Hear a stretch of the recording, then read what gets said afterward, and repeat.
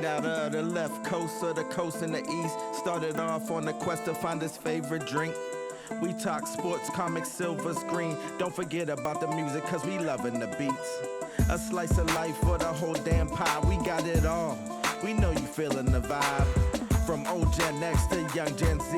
Either way, we gon' drink. It's Sun and Pops.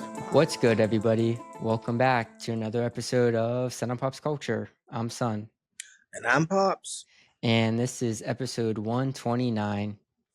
Whew, feeling fine. 129. Coming from behind. Shine, shine, shine. I meant Alright, in a race, bud. alright, What were you alright. thinking? What were you thinking? Dad, you're talking about to the internet.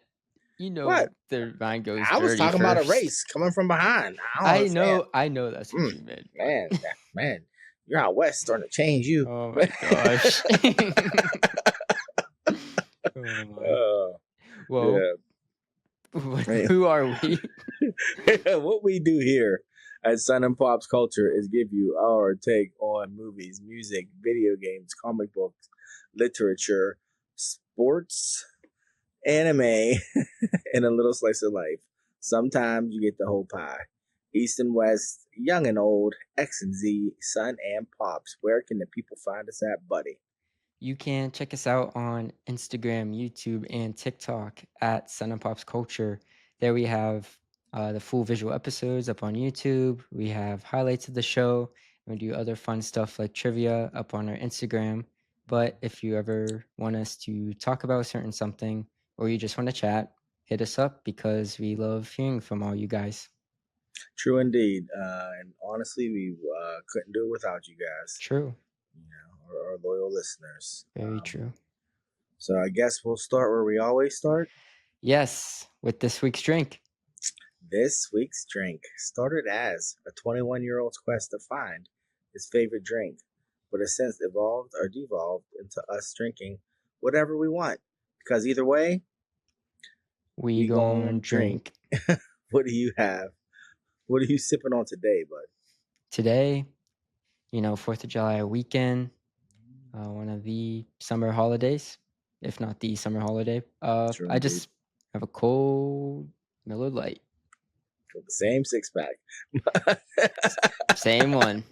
Same one. Consistency, bud. Consistency. I love it.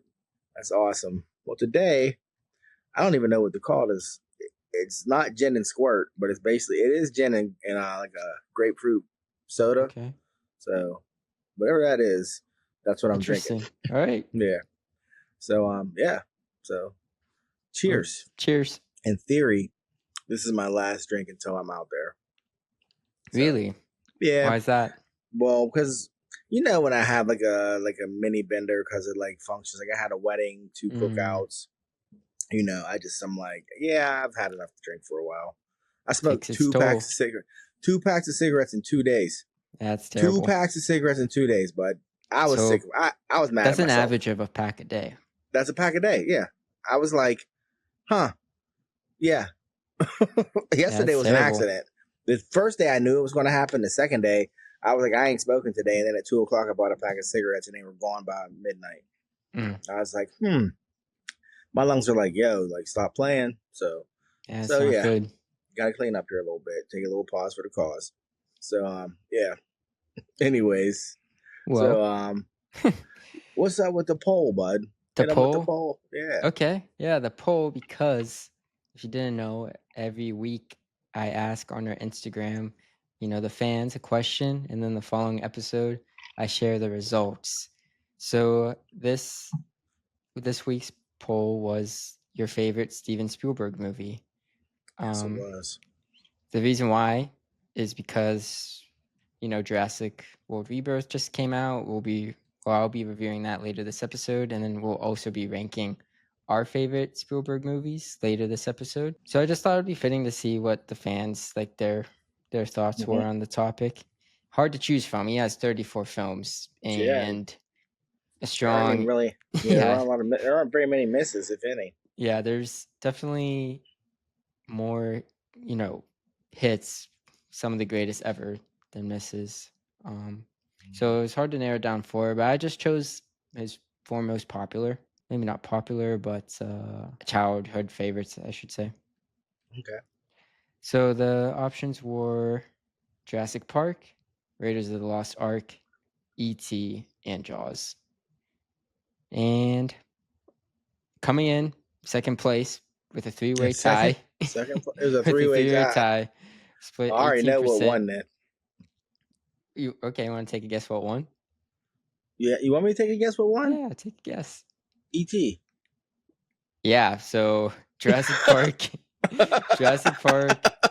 Raiders of the Lost Ark, and Jaws were tied, and then E.T. took the lead with 45%. 45%. Yeah. Wow. I will say I'm surprised. I thought E.T.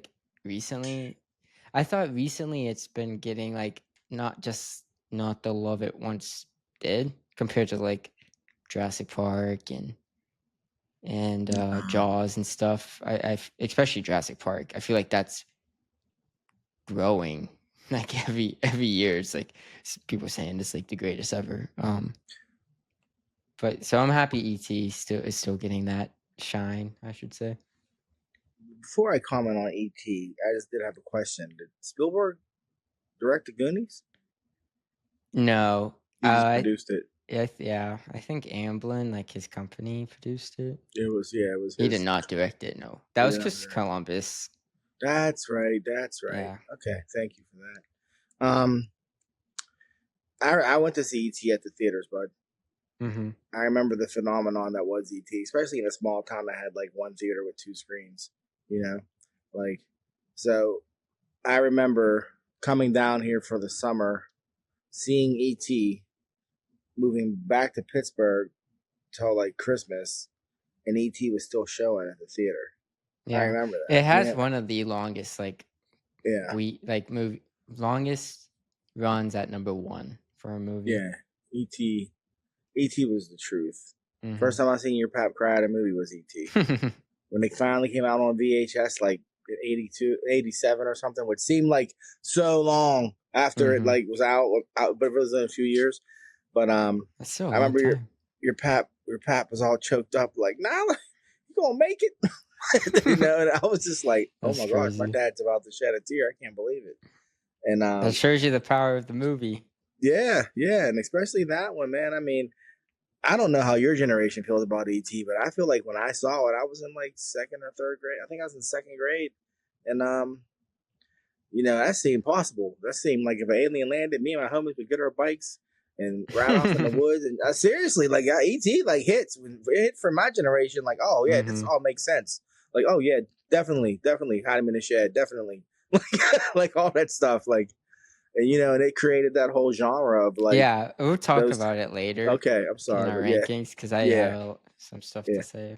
But I agree with you. No, I definitely agree with you. It did start a whole trend. Yeah. That's E.T. Yeah. That was the poll for the easy one. Home. We have a good bit of news before we do the reviews. News heavy. It was this week was heavy compared to last week especially. But 4th of July just happened. Yeah. 4th of July just happened. We won't get into that, but this weekend in Pittsburgh, hometown, the Great Furry Convention was just held. Yes, known as Anthrocon. Oh, which really? I just found this out. I had to do a little bit of research. Yeah, because I was researching it. Well, you know me. Everybody got their thing, right? No, I researched it because it hit me that once again the furries are in Pittsburgh, and it's always the same week as your mother and I's anniversary. And I was like, why do they pick Pittsburgh? And why do they pick 4th of July weekend? I'm like, you're wearing a suit, a costume, and it's 95 degrees in this humid ass city. I'm like, why? So I don't know why. And especially excuse me if I'm wrong, but I thought Pittsburgh was a pretty conservative area. So it really blows Pittsburgh, my mind. the city itself. The city itself, no, but just the area around. You wouldn't say it's so it's just yeah. But they flock to Pittsburgh, 20,000 deep, You know, and I was reading their like Instagram page, and I actually went to their webpage, and they were saying like, you know, even if you don't dress, you can come and enjoy yourself and participate. There's dance parties and all kind of stuff. You can buy stuff to enhance your costume or whatever they call it. I don't know if they call it a costume, but Yeah, I don't you know, know. I don't I want to don't know the ins or disrespect outs. the lifestyle, but yeah, it was just pretty wild to me because the one year your mom and I went downtown. This was like 2 years ago. We went out for dinner on our anniversary, and it was seriously like 95 degrees. And we come out of the restaurant, and there's a furry across the street, and he is holding he was holding his mask. He's in his full blown costume, holding his mask, and he's standing at the crosswalk. And I'm like, is it worth it, bro? Like, cause I'm like, I know you're hot. Like, I know you're hot. Like, it's just like, please go find the AC because you're not going to make it. And yeah, I mean, that's my Is own. that That's the really my convention? only. Is this because they have them in every city? Is this the biggest one, or This is one of the premier anthropomorphic. They don't call it furries. Anthropomorphic. They call it the scientific term. Yeah, it's called Anthrocon. That's what it's actually called. And they call it. They said it's they one have of the biggest. Anthropologists there. I mean, maybe let me put my cheaters on for a minute. Describing their costumes. Yeah, Pittsburgh Anthrocon 2025. Today's the last day. Pittsburgh's premier furry convention.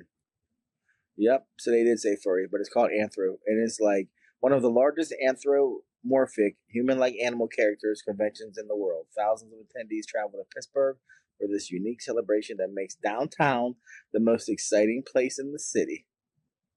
There's a legacy. It started in 2006. Wow. Educational sessions. Next year's gonna be big. Maybe 20 years. Yeah, it's 20 years. Yeah, might have to go. Son of Pop's culture. Yeah, I'll just roll up with your raccoon hat from Disney World. Yeah. I'll be like, what? The coonskin cap. Yeah, I'll be like, what? What did I do? But there's an art alley, DJs, you know, parades, parties. It's a writing workshop. It's a big deal. It's a big deal. Mm-hmm. I mean, I can't say nothing. We're going to be walking around people dressed like superheroes. Oh yeah, the fine line between cosplayers and furries. I mean, yeah, you know, I mean, all you got to do is go on someone's Instagram, Comic-Con. So yeah, so to each his own. I hope they had a good time. I hope the city was good to them. You know, but I know it was hot. That's all I'm saying. It's hot. I ain't enjoying much when I'm hot. You know that. I'd be bitching all the time. It is an interesting time of the year to put it. Mm-hmm. Especially in the city that it's at. Yeah, that seems like a fall type move. Like I'd be like, I'm gonna do something like Halloween. Yeah, Halloween. you would think. Right there. You're welcome. You're welcome, everybody. There's some guy who's gonna come in and be like, see? That's what I've been saying. It's like then you got like one of their big sponsors is probably like Liquid IV.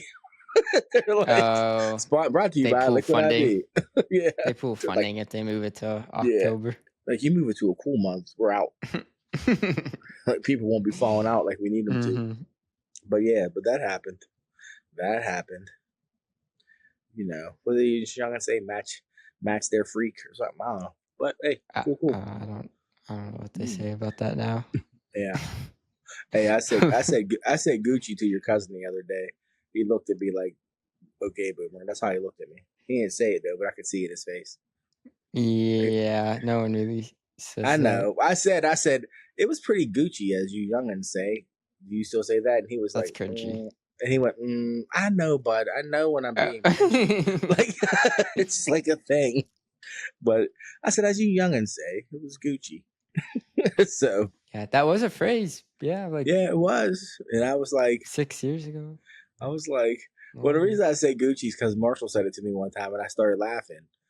So now I say it because I think it's funny. I think it's funny. But yeah. So anyways, so going into the news now. Yeah, into the news. Happy birthday, America. Yeah. You big, beautiful country. 249 years. Okay. Into the news. MCU dropped a lot of stuff, which I will say, I know we talked about us going to Comic-Con San Diego last week, and we showed the ticket. I didn't realize that, like, Marvel's not going to be there this year. They're not. They said that's No. official. Yeah. Oh yeah, it's official. And I don't think DC is gonna be there either. I think That actually, Peacemaker is, and that's it. I think, yeah, you know what? Then I'm okay with that. I feel like that'll free up more time for us to hit other panels and not obsess Oh over yeah, the Marvel. true. The Marvel ones. Unless there's Yeah. a Star Wars panel, then we'll be like, we gotta go. I'm not trying to see I No, ain't trying to see no Starfighter panel. that's what it would be. I I mean, would there will be be lightsabers in this panel. that. If not, I'm gonna go ahead and get a little churro, sit down for Yeah. a minute. But But anyway, I just wanted to say that real quick because like that was interesting. It's gonna be like a quieter year. But anyway, Marvel said some news with the Young Avengers. yes, Young Avengers. If you've been following Phase 5 of the MCU, which has officially ended with Ironheart, by the way. Oh, okay. Yeah, it's the official end. Fantastic Four is the official beginning of Phase 6. The Young Avengers was announced as a movie forever ago, and they've been, putting people in place, characters in place. Kate Bishop, Riri, Stature, Ant-Man's daughter. Just all over the place. You're seeing these young characters pop up. And, yeah. And half the characters you said, people are like, "Wait, what?" Yeah. You rewatch it. That character in the background that you'd hardly notice. Yeah. Mm-hmm. Well, so they were setting up the Young Avengers. Well, they have since decided that it's not going to be a movie. It's going to be a Disney Plus series, and it's going to be called Champions. So what that means? Oh. Yeah. Okay. So what that means, I think that's a good move. Yeah, I like that. I think. I like Champions. So. Yeah, and I think it'll give them time to work with all those characters that people don't really know. So if you give them 8 to 10 episodes, you'll be able to develop the character somewhat. Mm-hmm. If I was Disney, think they learned from the Thunderbolts, like, oh, we can't all give them a movie. You can't. Well, even like, we can't all make money. Movie. Even though Thunderbolts was great and everyone loved it, they're like, oh, we can't make money off everyone anymore. Everything, yeah. Well, and if you do a series, and let's say that series ends up real hot, you can go, oh, we could probably make a movie now. Like it was like, oh, this series has had 2 really good seasons. Maybe we should try making a movie with these characters. Mm-hmm. Why? Because they're taking their time and building things up. Almost like what they did with Phase 1. It's so weird. Yes. So weird. Imagine that. But I think that's a smart move, and I like how they changed it to Champions too. Yeah. Well, and I know they didn't do it because they had to, because they're pretty clutch right now with the Champions name. That's like always when there's usually a new Champions series, it's a copyright thing. They have to do it. Yeah. Okay. Yeah. So but and like I told you, they had that Champions series a few years ago that Mark Waid wrote with all the young characters. Yeah, I read a good bit of that. Yeah, it was a good. Yeah, we were collecting it at the same time. We were both buying it, which I still always thought was so crazy when we were buying the same books. Well, you told me about it, so I have a decent bit of I feel like the MCU will follow that one. Yeah. I mean, the lineup will be a little different, but we'll see. I think it depends how how Secret Wars and Doomsday goes. That's right. Apparently, the Wonder Man series is finally coming too in December. Yeah, that's been locked in. We'll see if they actually advertise it. Some teasers coming in the next few months. We'll see. Unless they do an Ironheart. Unless they do an Ironheart and just don't care about it. Well, do you want to get into Ironheart or do you want to wait? We can talk about Ironheart because I didn't watch it. Okay, well, you know that Rotten Tomatoes went back and removed that the review bombing. Spams. Wow, good for them. Yeah, I thought, that's like the Neckbeards reviews. Yeah, that's like a slippery slope, like your review. But but they realized it was just people just before it even come out. You could definitely be like, oh, this came out on this date. Okay. Yeah, you can't review something before it's even out. Well, it boosted it up to like 89%. Wow. Because the show's actually good. I have a episode and a half to go, and the only reason I have an episode and a half to go is because I had to work and cook ribs and then work again and go to another cookout because I was at the job, bud, waiting to start, and I was watching Ironheart in my truck. So it's good, is what I'm trying to tell you, and it's Okay. worth watching. So Yeah, critic score is 82%. is it 82 now? Okay, it's 82. Audience is still 50 It's still, well, whatever. on Rotten Tomatoes. Yeah. But it's a good show. Yeah, it's a good show. It's, Mhm. I mean, I don't know. I'm assuming they stick the landing because, you know, I heard it's the end spoilers. credit scene. Spoilers. Mephisto. So I haven't seen it yet, but I think that's so how it is. Funny. It's so funny they put him in this. In that, yeah. After all the review bombs, the Yeah. same people that review bombed it, I know are the ones waiting for Who've Mephisto been like, to show up. Mephisto, I'm gonna win. Mephisto, it's Mephisto. For how many years now? 5 years? Like 4. Did you see that red smoke? That's probably gonna be Mephisto. Mephisto. So it's funny that he's in the show that they he's in this show before he even started. Yeah. I mean, whoever decided to introduce him in this, pure genius, chef's kiss. Because yeah, and the casting very well done. Well, Sacha Baron Cohen. Oh, they cast him a while ago, and people were speculating that's what they cast him as, was Mephisto. Yeah, I forgot about that. Yeah, they cast him a long time good. Ago. Perfect. Yeah, perfect. He's good. He's good. And there's a lot going on. I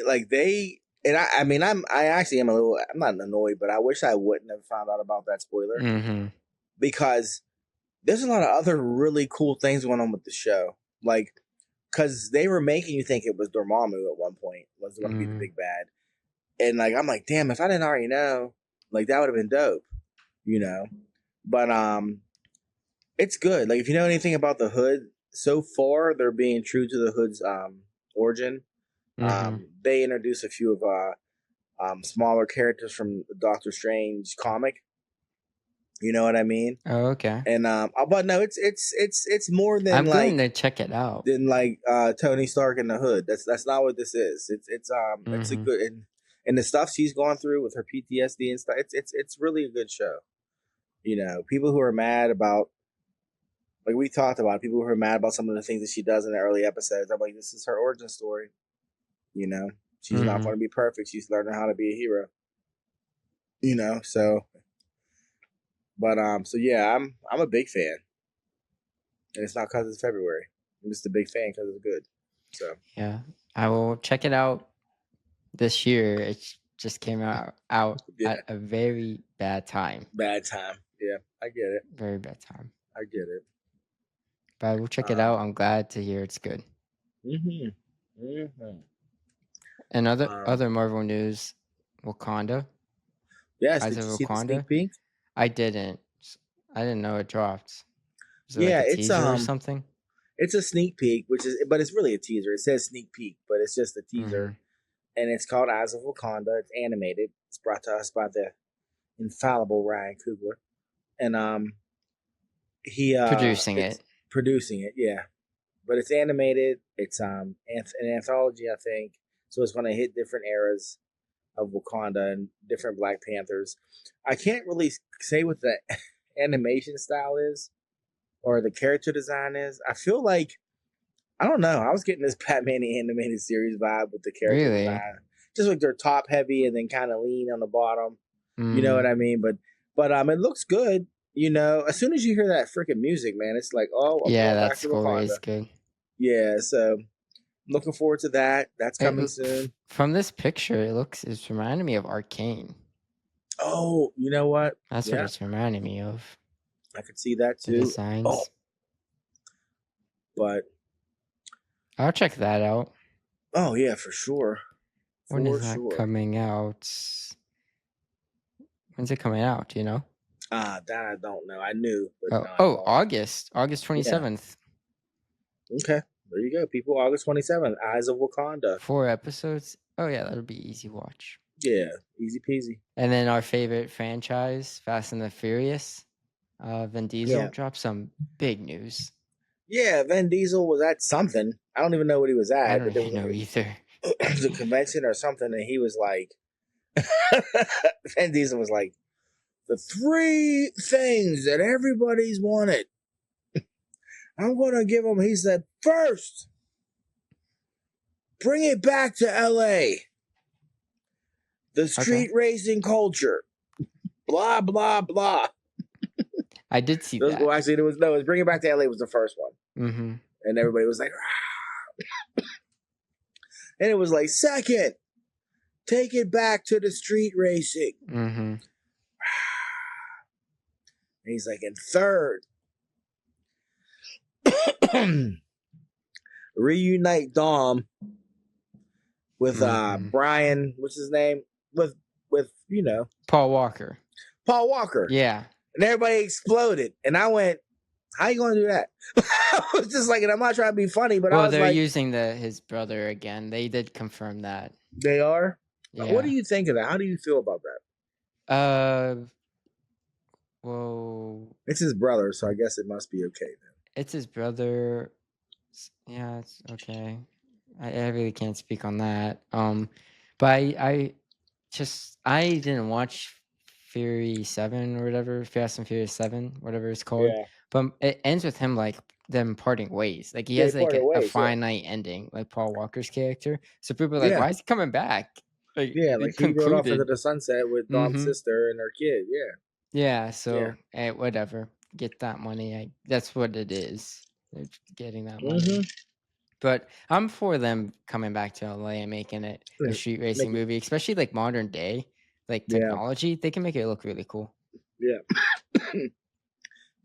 So I agree, but I'm just like, I don't know. I don't like that idea of, his brother. Yeah, I mean, like, it's his brother, so I guess his family's okay with it. But I still think it's just like, I guess I'd rather them just. Because the reason why it's like not okay is because they're gonna try and make it look like him. Yeah, with like deep fakes. So it's like I'd rather them just recast. Like we just recast him. You know what I mean? And not try and replicate his that's what I mean. His likeness. That's what they're gonna do, and that's why it's wrong. I don't like that. Yeah, because they're gonna use the deep fakes. They're gonna do all that, and it's just like morally wrong. It's like just cast a whole other actor. Don't try and use technology to make a perfect replica. Just have him be that character, and it would be better because that's been done before. Yeah, I mean, it's done all the time. I mean, we have like Dumbledore and stuff like, and it's okay. Yeah, because they're not trying to make him look like the person. But they're not going to do that. That's why they're casting his brother. Yeah. Look, it'll be easier to do a deep fake since you already. But that's why they're doing it, because it's easier to do the deep fake. Yeah, with somebody that looks like him. Yeah, because I understand in Furious 7 they casted his brother because they were filming like. Yeah, they had to finish it, so it's like okay, like this was the best. This is what you had to do, but now it's like, oh, you're making a whole movie. Yeah. With his brother. Yeah, it's wrong. It is morally wrong. Yeah, so maybe we're wrong then. Maybe they are just going to cast his brother to play him. Maybe we'll be like, oh, okay. Yeah, if they do that, then I'm like, okay. Yeah. Like, that's fine. Yeah. It's better. But yeah, that is coming. It's funny. I hope it's not called Fast and Furious X Part 2 because I don't even think Fast and Furious X played out to be a Part 1. Yeah. Or like, how are you going to have a Part 2 drastically different than your Part 1? Yeah, but like no planning whatsoever. Yeah, they I mean, that was a T-shirt he had on, so I don't know. I just was like, wow. And they're only doing it so they can keep the Fast and Furious X title. Yep, because it sounds cool. Yeah, Fast X Part 2. So dumb. Yep, 2027. Remember when we used to talk about them all the time when we first started? Yeah, we did. We did. He got more hate than The Rock got. And, yeah, that first summer when we doing this, we talked about them every episode. Like, I remember like we had just started and we were on a rant about them. We were on Drive a Car in Space, and then they did it, and we were like, "What?" Yeah, like we were joking, you know. Yeah. And you said the family thing before, like all the family memes started, and then it became like everything. I was like, "Is this real life?" And now here we are, X amount of years later, waiting for Fast X Part 2, which would be Fast X 11. But whatever. So yeah, I would say I'm here for it, but we won't watch it. Yeah. So I mean, if enough people tell us that we need to watch it just for the cause, I'll do it. But that's up to you people, you listeners. If you think we have to do it, I'll do it. But otherwise, yeah, I'm just gonna not. If it's the finale, I'll do it.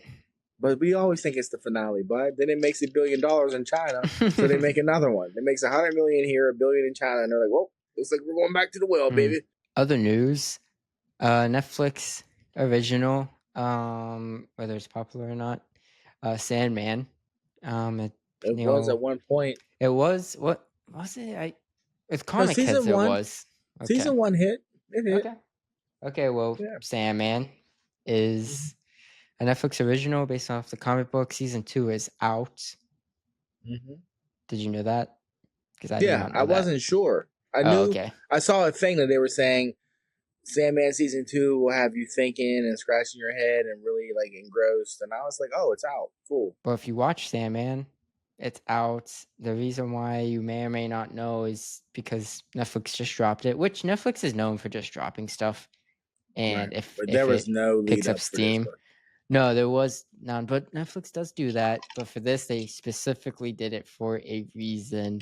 Mhm. Because, as you know, Neil Gaiman is not a good person. And he did some stuff. The news came out about it. So they're not doing That's any one press. way to put it. That's one way to put it. Yeah. That's the Yeah. best way to for the media to put it. Yeah. We won't get into that, but yeah, that's why they didn't advertise it. Go watch it Yeah. if you like season 1. Yeah. Trying to distance themselves from his name for Mhm. sure. But season 1 was good. It was very good. I'm not gonna say it was excellent. It was very good. I preferred the first half to the second half, but most people preferred the second half, which I thought was strange. Yeah, I preferred the second half more. I Did thought it you was really? okay. They were like, they were going for, it was too melodramatic. It seemed like they were trying to win Oscars. I know it's TV, so they can't, but they were like striving for where this is so deep, and it was just coming across as melodramatic. That's funny. Because I know Have the you ever- comic book's deep. Yeah, I know the comic book you've read makes you Sandman? think a little bit of it, not a lot. Yeah, when I didn't like some of the casting, some of it I loved. Mhm. But I thought it was really good. You said it was okay. I thought it was really good. Half of it. But I'll get around to watching the second half. But I remember the hype and the buzz around it when it came out. But it was probably 3 years ago now. Yeah, Yeah, it took a long time for this second season to happen, which I don't know honestly. why. I don't know why. It's not like anybody on that show was doing I think the anything. strikes. Oh, It came out in 2022, so yeah, the strikes happened the Yeah. next year. yeah. I was like, man, this is crazy. Because Old Guard 2 came. I'm sorry, I'm jumping ahead, but Mm-hmm. Netflix dropped Old Guard 2. Those And, reviews are not good. Really on Old Guard 2? Mm-mm. Okay. Old Guard 2 took 5 years. Yeah, that was another one. That's what I mean. It's just like Old Guard has a 5.2 on IMDb, 46 on Metascore, but the first one Wow. has decent reviews. So I liked the first one. yeah, a I lot of was people interested in do. seeing a second one, but then it's like one of those things you like forget about, and then I turned on Netflix the other day, and I'm like, oh, Old Guard 2's out, but I didn't watch it. I Yeah, don't actually watch a lot. 25% on Rotten Tomatoes. What? That's bad. That's real bad. That's very bad. Well, what's funny is the one girl, not Charlize Theron, the other girl, I thought she was a terrible actress, but she was in something really good prior to Old Guard. But I thought she wasn't very good. I'm in not Old Guard. sure. But Yeah, that's terrible because the first one has 80% on Rotten Tomatoes. really, Yeah. wow. Jeanette McCurdy, iCarly, Yes, iCarly, Sam and Cat. Sam Puckett. She had that hip autobiography. Autobiographical. Okay, autobiography. Yeah. Okay. Yeah, she had wrote a that. book Mhm. about her relationship with her mother. It was called "My Mom Died," and what? I'm happy about it. I'm glad my mom died. That's what it's Yes, called. I'm glad my yes. mother died, or I'm glad my mom died. Mhm. And it was. I didn't know it they're just making stopped- an adaptation. I didn't either. And come to find out, America's once former America's sweetheart, Jennifer Aniston of Friends fame, Yeah. is going to play Jeanette McCurdy's mother. I haven't heard anything yet about who's playing Jeanette McCurdy, but Yeah, that would be important. yeah, but Jennifer Aniston will be playing her mother, so she's gonna try to get an Emmy. Oh, yeah. No, Oscar. If this is a Oscar. theatrical movie. Is it? I thought it was. Oh, if it is, then yeah, she's going. This is Oscar bait for her. This is for her. sure. What's that? Mama Dearest. Was that movie? Mommy Dearest. Yeah. Mama Dearest. This is that for No, Jennifer it's a TV Aniston. It's a TV adaptation. Okay, yeah. Okay. Yeah, she's trying for that Emmy. Oh yeah. She has more doubt. success for that. Yeah. So we'll That's see. interesting casting. Yeah, I mean, but I can see good it. casting. Yeah, good casting. I like Jennifer glad my Aniston. mom died. Yep. People Crazy. like that book a lot, so I'm sure I didn't know it's so interesting. It's giving a TV adaptation because, like, I'm pretty sure in that book she talks about how she hated being an actress. Yeah. So isn't that ironic? So it's even more ironic because now you're getting a child actress to play you and to go through what you went through. Yes. Money. Money talks. Money. Yeah. Yeah, buddy. So yeah, right now interesting. Jennifer Aniston's the only one that's been cast. So Okay. Other news, Lilo and Stitch. It's about to be the second highest grossing film of this year. It was not a good movie. I talked about that before. Disney greenlit a Lilo and Stitch 2. Everybody clap. Wow, yeah. Why would they not? They're going to introduce because it made nearly $1 billion. Stitch's It made nearly $1 billion. So it's just the cycle. The cycle continues. Yes, making the second one. How? I don't know. They're going to introduce Stitch's like obnoxious brother. Remember from the Reuben. Yeah, Reuben. Yeah. That was his name, Reuben. Because he likes Reuben sandwiches. Yep. They're going to introduce him. That's how it's going to be. So it's going to be a bunch of like bad jokes and just. It's going to be so bad because the first one was so bad. Yeah. And the reason why I bring that news up because it's pretty bleak. Because just recently, Elio, Pixar's latest movie, had the lowest opening weekend in the studio's history. In Pixar's history. Worse than The Good Dinosaur? Worst ever. You know what it made opening weekend? What? You want to take a guess? 42 million. 20.8 million for a weekend for Pixar, for Disney Pixar. That is nothing for a company like this, for a children's cartoon, which makes, Inside Out 2 just made 1.6 last year. Yeah, basically children's movies, like kids' cartoons, like it's guaranteed money. Yes, yeah, it's guaranteed money. Even like the Ant. Remember the Ant? What was it? The Ant. What was the movie? Ant Bully? Yeah, like that made money. Yeah, like it's guaranteed money. Yeah, you're gonna make money, and it's Pixar. So that was domestically 20.8 million domestic. So the reason why I bring up Lilo and Stitch 2 is because it's like, okay, on one hand, Disney/Pixar marketed Elio terribly. Like a lot of people just didn't know it even came out. Yes, they did. They did. On the other hand, though, people can't complain about not getting original movies because when they do, you don't go. They don't see them. So that's why we're getting Lilo and Stitch 2. Yeah. Because the studios are like, well, this made money, so give me another one. They're gonna make what makes money. Yeah, so that's why we're gonna get Toy Story 10. Oh, I know. 2050. I'll be taking my grandkids to see that, bud. I'll be like, it's Toy Story 10. Buzz and Woody are falling apart, and they gotta find a seamstress to put them back together. Oh, that's actually a pretty decent. Good. Yeah, pretty decent plot. Thank you. Thank you. Yeah, that's what it'll be. But that was Toy Story 2, though. Was it? No, that guy stole them. Woody had the. Remember, Woody had the stuffing falling out, and that he put him on the shelf. Yeah. He got fixed. Yeah, that collector got him, and he fixed him. Yeah, but Woody had a whole existential crisis, like, oh, yeah, I'm old. Yeah. I know that feeling. Yeah. Yeah. But anyway, yeah, I'm at fault at that too. I didn't see Leo. yeah. I'm just I saying, mean, like, that's just yeah. the state of the industry. It looked interesting, but not for me to want to go see it.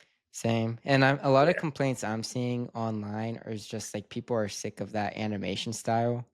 They're like seeing that style and they're like automatically associating it to too kiddie, like just Yeah. which is fair. I Yeah. mean, you see a lot of this stuff with that style, and it's just been okay. Like, Yeah. I mean, people, Turning Red does have its fans, but Turning Red has that style. Luca has that Yeah. style. Even like shows Yeah. on Cartoon Network Yeah. and Disney have that style. And I guess a lot of those creators are from Cal Arts. Oh, really? The Cal Arts, yeah. So that's interesting. That's their style. That's like the house style. That's like the new style. Yeah. Yeah, and no one likes it. No one likes it. So yeah, I watched Turning Red on a humbug. I couldn't sleep one night, and I watched it. Yeah, you did tell me It was that. cute, but I was like, I can't believe that this was actually released in theaters. Like, I You was did say like, that. oh, what's that? You did say that. You did say that. It does have its small fan base. Like, I enjoyed it, but I watched it at literally 2 a.m. one night when I couldn't sleep. I was like, I'll watch this. And and it literally was like, they tried to put this in theaters, like, like they could have just released this on like direct to streaming. It would have been fine. It ain't Luca. That's for damn sure. Like, not Luca. Said Luca was okay. It ain't Coco. It ain't Coco. Yeah. It ain't Coco. Well, that's the thing. Like, I watched Coco. Is Coco Disney or is Coco Pixar? Coco's Pixar. Okay, so I watched Coco and was like, this movie's dope. You know what I mean? Yeah, it's great. It's great. I mean, the music, the story, everything. I watched like Luca because I watched Luca on a humbug, and I'm like, fine. this. It's fine, but you know the whole story as soon as you sit down. Mm-hmm. Like, you know the whole story. You know how it's going to play out. You know what's going to happen, and then it does, and it's just like, and that's my whole thing. We've talked about that before, though. It's like stuff being formulaic is just like, it gets old. It does not help the cause when you spend whatever 150 million animating a movie, but the story's been told 1,000 times. Like, we could probably tell the whole story of Elio right now if we wanted to. Like, we probably could. Like, a kid's an outcast, gets kidnapped, abducted by aliens, finds a place where he's kind of lying about who he is to the aliens. That lie hovers over everything until what? Until they find out the truth. Yeah, and then his friends that he made. Now don't try. It's always the same thing. It's always like, and then there's gonna be the friend that sticks around, and then whatever. And the big climax where he has to save the day, and then everybody wins everybody's trust back. Yeah, his family at home on Earth accepts him. Yep, he goes back and he accepts himself, and now everybody else accepts him as well, and happily ever after. Thank you, Disney, for not doing anything new. But yeah. Anyways. Yeah, that was Elio. Yeah, that was Elio. So. Another franchise that's been struggling is Transformers. I know. The last since Michael Bay left, Transformers has not made as much money as it did when Michael Bay was around. So reportedly, news has it that Michael Bay is coming back, and he's supposed to be directing the next Transformers. So the fans are pretty happy, because there are fans of the Michael Bay franchise. His movies have grossed over 4.3 billion. The lowest grossing one was his last one. That was 645 million. But like I just said, that was 2017. But like I said, none of the other films that came after have come close to that. I mean, Transformers 1 completely flopped. And it was good. And it was good. Sad. And it was good. Yeah. And that was the studio trying to kind of lay the foundation for a new franchise. Which could have worked, which really could have worked, but no, they canceled it. So, because it flopped. And it was good. It was very good. But yeah, Yeah. Michael Bay is coming back. We don't know if he's going to direct, but reports have it that he is. So I have a question for you. Yeah. What was the last thing Michael Bay did that we can think of? I don't know. I'm trying to Well, he has made films, but none of them are like hits like Transformers. I heard Ambulance was pretty good. That was oh yeah, I remember that movie. That was with what's his face? Wonder Man. No, Jake Gyllenhaal. Jake Gyllenhaal, and he's an ambulance, a paramedic in L.A. because the way it's ambulance, the L.A. is capitalized. But I heard it was pretty solid. But that was like the last thing of note he did. So yeah, because I was never a big Michael Bay fan, but he does what he does. Like he does what he does, and he can't lie. The Transformers were fun. Yeah, but like we did that flashback cinema. Remember a few months ago we tried like you gave me a movie, I gave you a movie, and I watched Transformers, and I liked it. I was like, wow, I like this more now than I did when it came out. Like I was like, this movie's actually like it does what it needs to do. You know, great blockbuster. I thought initially when I saw it in theaters with you, I think I watched it wanting my childhood back, but then I watched it the second time. It was like, oh, I'm just gonna watch it, and I was like, oh, damn, this movie's entertaining, you know. It is entertaining, yeah. And that's really all he's trying to do. Like, I think some directors just want you to eat popcorn and like feel good. That's all. Like Samuel Jackson says, he makes movies that you're gonna eat popcorn and like feel good when you watch them. He's not chasing the awards. I'm like, yeah, some directors aren't chasing the awards. They're just trying to entertain the shit out of you. Yeah, I get it. And that's Michael Bay. He's gonna blow up the White House. You know, it'll be epic when he does so. Yep. So yeah, if he gets his hands back on Transformers, they might get my $13.50. So it's that cheap over there. Over there. You've been gone for so long, young Padawan. I'm just saying, if it was $13.50, why people complain about movie tickets? I'm not even gonna get into how much I'm paying, but then I have to pay for parking and. You do. That's the thing. You have to pay to park. That's why I have the AMC pass. People just do not understand where he lives. You have to pay to park to go to the grocery store. I'm like, what in the world? If you take longer than 90 minutes. Yeah, but that's crazy. That's so crazy. Park to go to the movie theater. I'm like, God, real estate is in short supply there. They're like, you paying for everything. I'm like, it's crazy. That's ridiculous. For real. Yeah. All right. All right. They're into the trailers and the teasers. You did me dirty on this one. Why? Well, go ahead. You didn't do me dirty, but you get to see something I've been wanting to see for months. Oh, yeah. We'll get to that. But first, Cat in the Hat. Warner Bros. Animation is making a Cat in the Hat cartoon coming out February of next year. And they dropped a teaser. Bill Hader's voicing the cat. Really? Yeah, he's voicing the cat. That's the movie looks fine. I'm sure kids will like it. It seems like in like the imaginary world of the cat, like where he's from, they're doing like cell shaded, and then in the real world, it's like more grounded animation. Yeah, like more bleak. So you can see it. You can clearly see a difference in the teaser. But I'm sure kids are gonna have fun. Yeah, I'm gonna check that out. I need to watch that trailer. I'm a big Cat in the Hat fan. So yeah, it's a classic. Yeah, it's a classic. Every time our dogs are looking out the window on a rainy day, it reminds me of those kids at the beginning of Cat in the Hat. I'm like, that's they were just like, yeah. So it looks like it'll be a decent watch, you know. Well, he survived Mike Myers, so yeah, it does seem like they have some influence from that, just with some of the humor.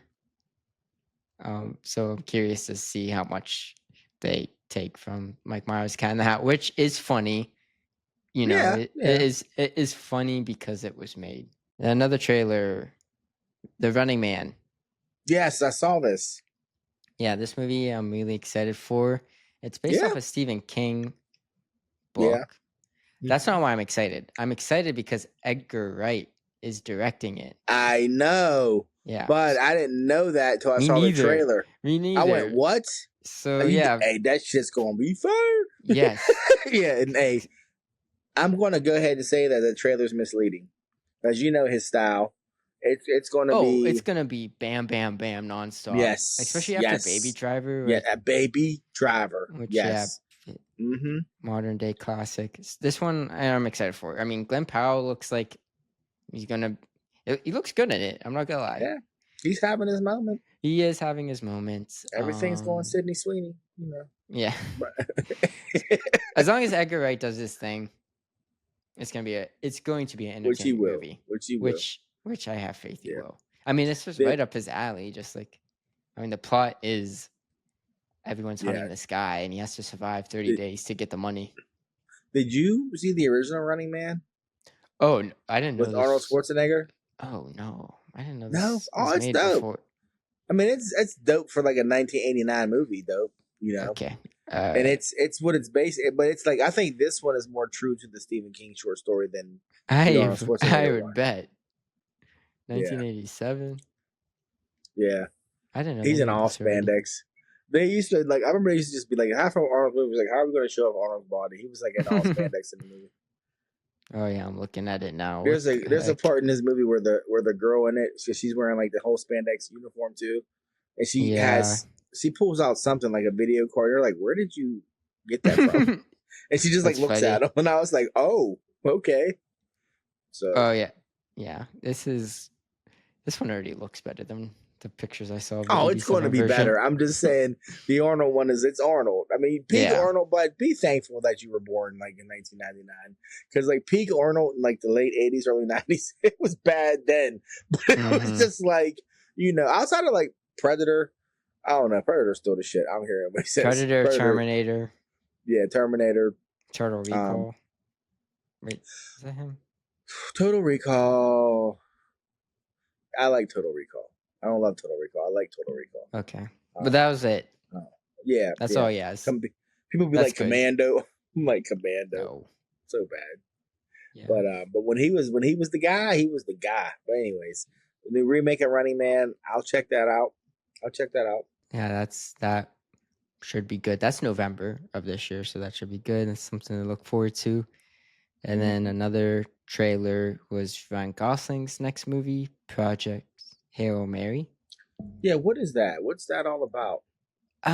From what I gathered from the trailer was that he is a science teacher, but he has like a doctor and some physics stuff, and NASA has him working on this project, and for some reason they choose him to be the astronaut for it. So then he goes up in space, and then he ends up befriending an alien. Oh. Yeah.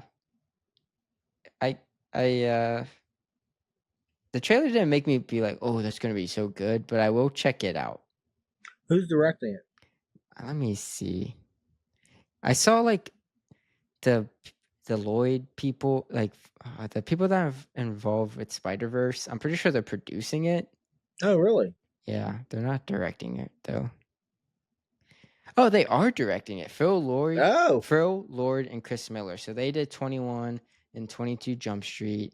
They did the Lego movie, and then they directed those, and then they produced the Spider-Verse films.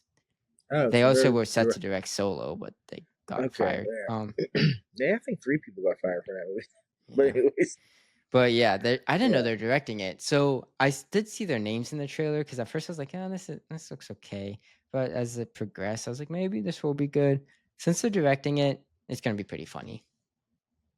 Hey, I had a theory the other day. This is kind of off topic, but you mentioned Into the Spider-Verse and Across the Spider-Verse. Mm-hmm. And I had a thought the other day. Remember when Shamik was being all cringy with Haley? That's who he is, yeah. Do you think maybe she just like was really like because she had just got done or was filming Sinners with Michael B. Jordan? And she was just like, nah. I'm surrounded by. No, they didn't film yet. They hadn't filmed yet, so you don't think it was that she was just getting a totally different vibe on the set she was on? No. When she was all pressed with Shamik, you know what I'm saying? No. Like, look, I was just hanging with like the coolest guy on the planet right now, and now here you are talking about me. But I was just thinking about it the other day, like, I mean, people have pointed out, like, look, you see the difference between how she acts with Michael B. Jordan and Shamik. It's it's drastic. But they didn't film during that time. Okay, so he just was cringy. He'd be cringy. Yeah, he's just a weird dude. Yeah, just a weird dude trying his best. Yeah, but anyway, I'll check out that Ryan Gosling movie. I like Ryan Gosling. Yeah, that's coming out pretty good. March next year, I think. So we have a decent while. Okay. The final trailer. Did you have another? Yeah, No, I have. You have one more trailer. This is the one I've been waiting for. Yeah. So I saw Jurassic World, but before I saw that, Universal, for every, since they're making Jurassic World, for every screening of it, they're showing a teaser for their next year's blockbuster. It's already set in stone. It's going to be a hit. It's Christopher Nolan's next movie, The Odyssey. Last episode, we just talked about the poster dropping. Before this screening of Jurassic World, they showed a teaser of The Odyssey. First look. And? Well, I didn't know this was happening. So it's just. I would have loved to see your face. So oh my god. My jaw dropped because it starts playing the music and there's like a voiceover of John Bernthal, which I didn't know at the moment. I'm like, who's talking? Yeah. It was Mikey. I love it. Go ahead. Who's talking? And I'm like, wait, what? As soon as it showed like an ocean, I was like, I perked up. I was like, oh no, this is The Odyssey. And all it showed was just Tom Holland talking to John Bernthal's character. And they're just speculating. Tom Holland's like, what happened to my dad? And they're just speculating. John Bernthal's basically saying the rumors of what everyone's saying, what could happen to him. And he's like, some people say he's locked in prison, but who could keep a prison? Who could keep that man in a place like that? Yeah. And then it shows on a raft Matt Damon, and he's like, in tattered clothing and a full gray beard, floating on a raft. And then it just cuts to black. It says The Odyssey. And I'm like, I'm locked in. Oh. So Holland's definitely playing his son. Yes. And all it showed was Tom Holland, close up of him sitting at a table with some people, and then he was looking over to his left, and it showed John Bernthal, bald beard, talking to him. Yeah.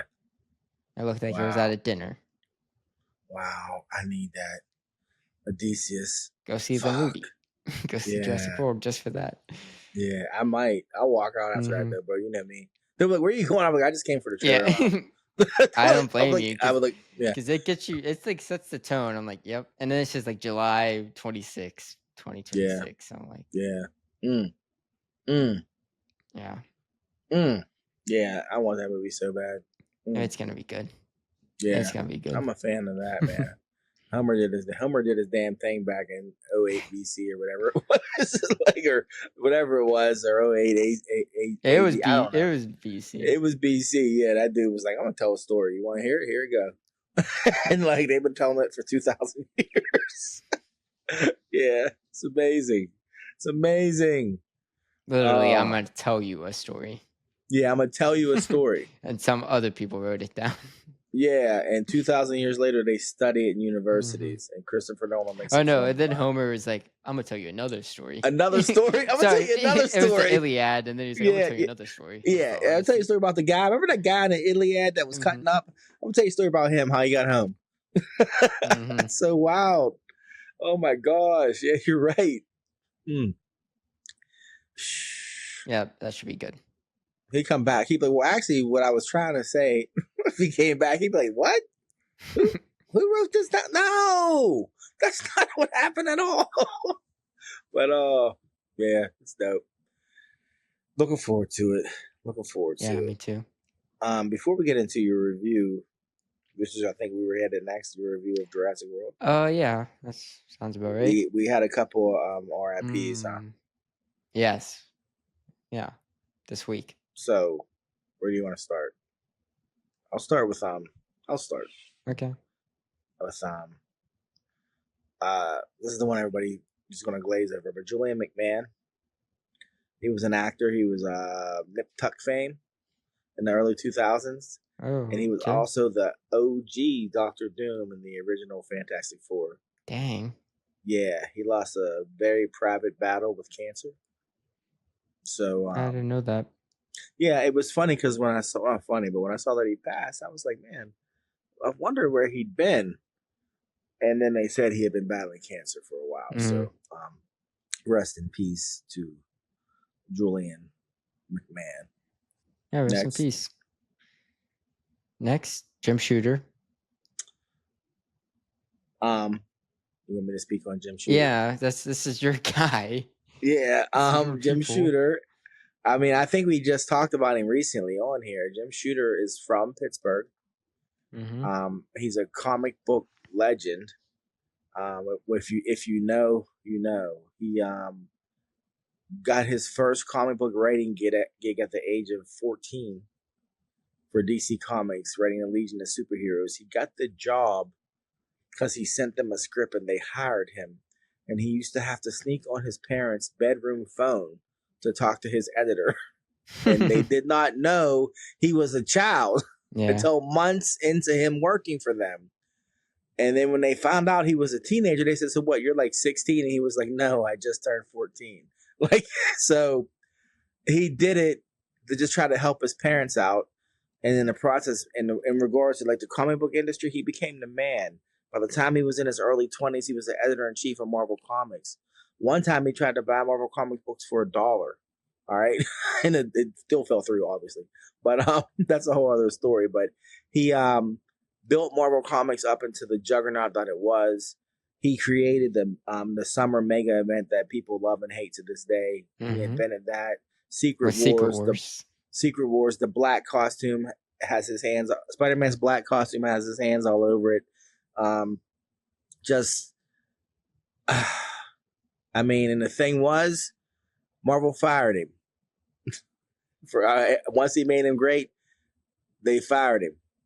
So then he left and found some small comic company named Valiant, built them up, made them great, and they fired him. Like everything the guy touched would turn to gold, but he was so just genius that people couldn't work with him. It was just the weirdest thing. But he started 2 separate comic companies on his own. They put out amazing stories, but they just didn't have the funding to keep it up. I'm not sure what he was doing in his later years, but he was supposed to speak here. He was supposed to speak coming at a con soon, and now that's not going to happen. I think Jim Shooter is one of the GOATs. He'll be sorely missed, and the industry surely wouldn't be the same without him. It's like straight up. So rest in peace, Jim Shooter. Yeah. Rest in peace. Big name. Another person was James Marsden. Kill Bill, Reservoir Dogs. Yeah.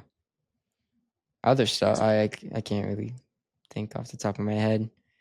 But he recently passed away. Not sure how, but yeah, he passed away. Yeah, I wasn't sure how either, but he was definitely one of Quentin Tarantino's darlings.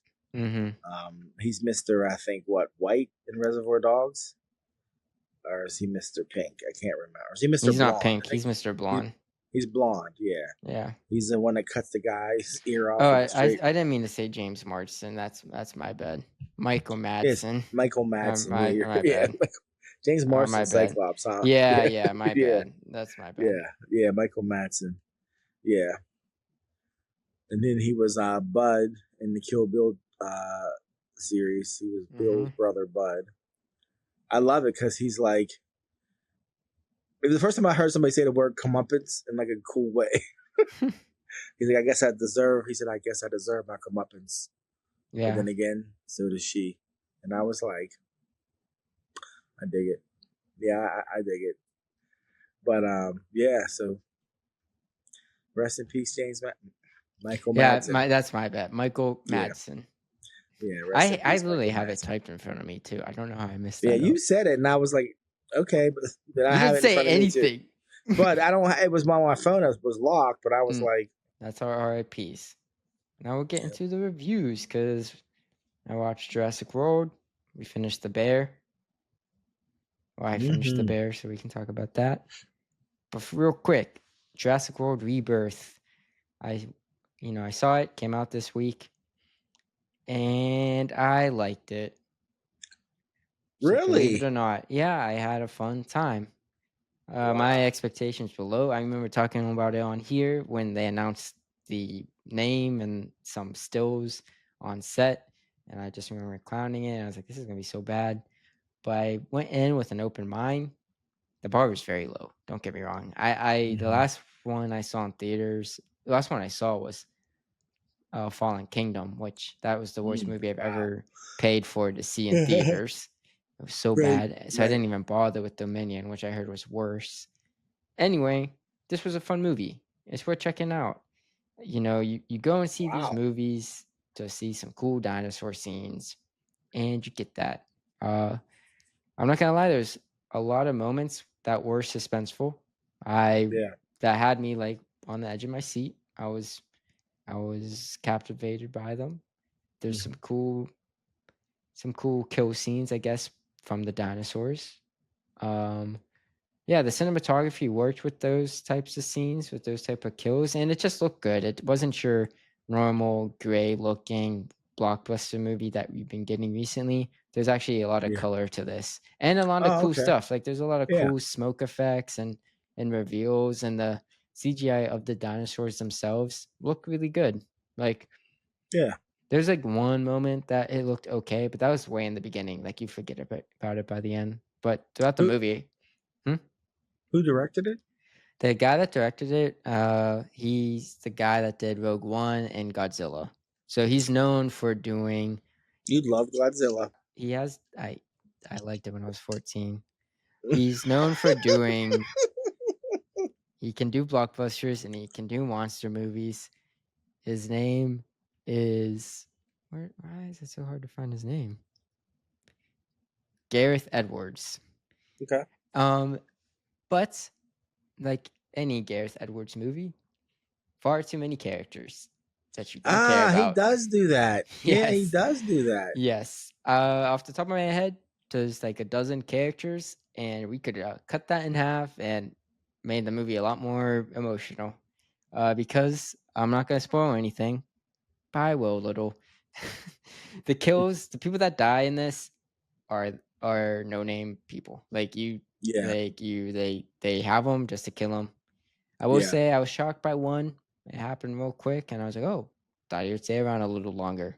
But the other two, Yeah. I could not tell you their name. Couldn't care less. Right. So, and then on top of the other cast of characters, there's just too many.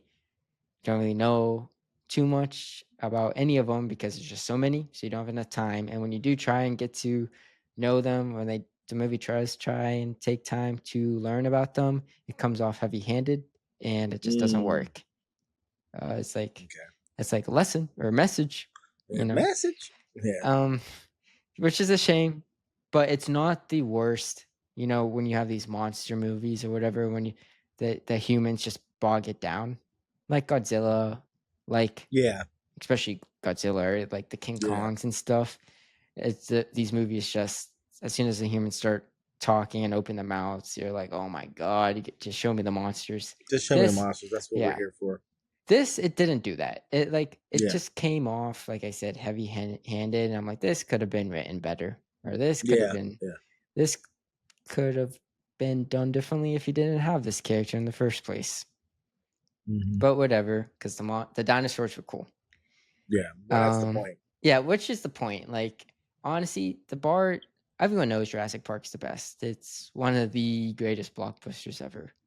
Yeah. There's a huge, then there's a huge margin. And I would put this one. Yeah. I haven't seen Jurassic World in forever. Yeah. And I've never seen The Lost World. Of Jurassic Park. But, you know, I would put this on here because it does do some cool stuff with the dinosaurs. Yeah. And what's his face? What's his name? Mahershala?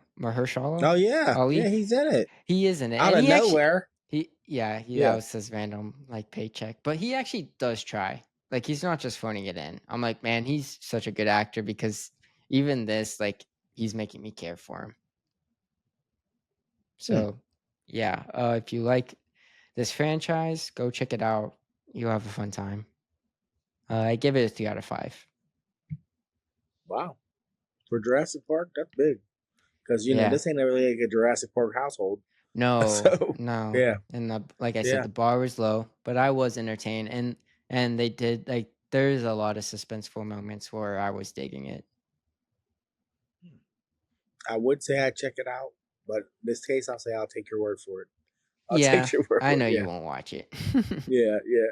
I just, the dinosaur, I don't know. I've accidentally watched a couple and I've enjoyed them, but I never have any desire to watch them. So, yeah. That's Well, that's fair. cool. This one's called what? Rebirth. Rebirth. Yes, Rebirth. Okay. Cool. People, check it out. 3 out of 5. Yeah. 3 out of 5. So you want to talk about The Bear now? Season 4? Yes, chef. Yes. All right. So last we talked, I had watched episodes 1 through 4. The last one was Sydney getting her hair done, I think. That's the last one I saw. So I finished the season since then. Yeah. A lot happened. Yeah. Now we can fully talk about it. What do you think overall? But you know me. I'm here for like I loved it or I hated it. You know, I loved it. I loved it. I loved it more as it went on. Mm-hmm. You know, spoilers, people. Like the moments. So you're gonna break it down different to me, which is funny, but like there were just so many moments in that season that I loved. I just loved. Like I loved when Marcus got his recognition. Mm-hmm. My probably low key new favorite character is Sugar. I think I Really? love her. I love her. When they told her what Carmi was doing, and she just hugged him, I was like, Sugar that's fucking. a sister. Yeah. I said, Sugar fucking knows, babe. That's what I said to your mom. Sugar knows. Like, she's like, babe, she told him how many episodes ago. She told him. I remember. And I was like, yeah, Sugar fucking knows. Like, so like, I mean, it's the fucking bear, bud. It knows how to like, I mean, Jamie Lee Curtis shows up. I'm happy to see her. I know at some point in the scene she's going to chew it up. You know what I mean? Because, I mean, and I don't think it's in a bad way. It's just the character she plays at some point is going to, you know, there's going to be some emotion. Yeah.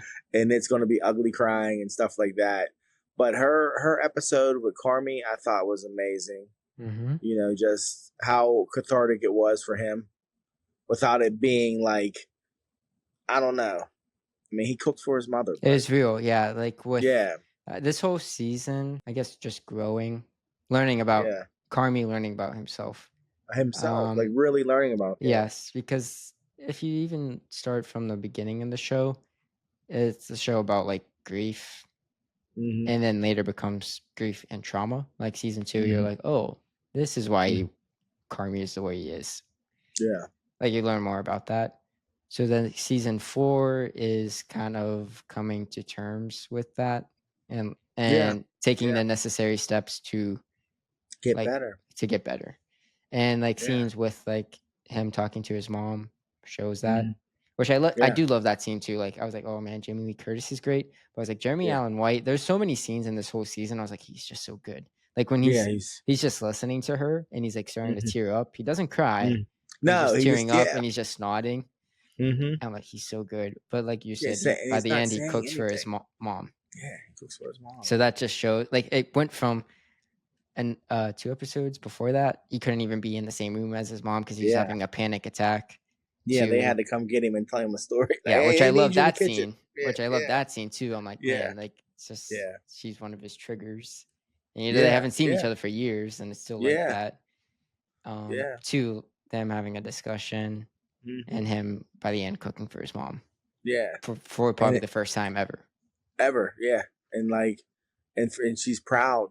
Mm-hmm. Like, where'd you learn this one at? Like before she even sat it down, like, where'd you learn this one? Yeah, you know. And I was just like, that's dope because she's like, because she knows how great he is, but she's never had his fucking food, you know. And so I or even small stuff when she was talking about her trip in Italy and she's describing the sauce and he knew what the sauce was. Yeah. It was a white sauce with fish in it, and he said he knew the name. Yeah, Tanata or something like that. Yeah, and I was like, and I liked. I mean, but it's so crazy because it starts to blur because, like, you know, they don't mess around they start off good. Then to me, I'm like, we're like, oh yeah, this is really good. Huh? Watch this rant, and it gets really good.